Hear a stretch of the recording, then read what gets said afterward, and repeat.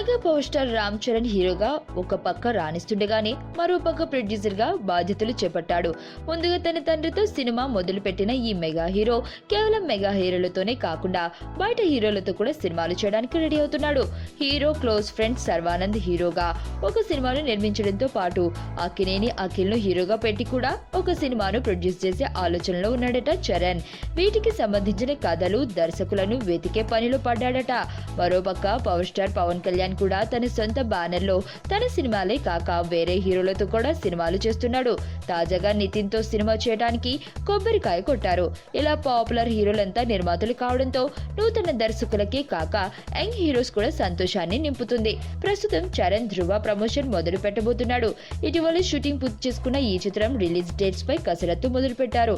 తమిళంలో super hit అయిన తాని ఒరువన్ చిత్రానికి రీమేక్ గా తెలుగులో రిలీజ్ కాబోతుంది. సురేందర్ రెడ్డి దర్శకత్వం వహించగా రాకుల్ చరణ్ కు జోడీగా నటించింది.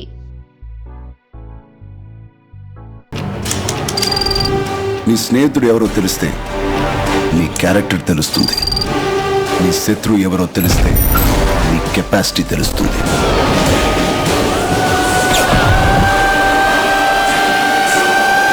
నా శత్రువుని సెలెక్ట్ చేసుకున్నాను.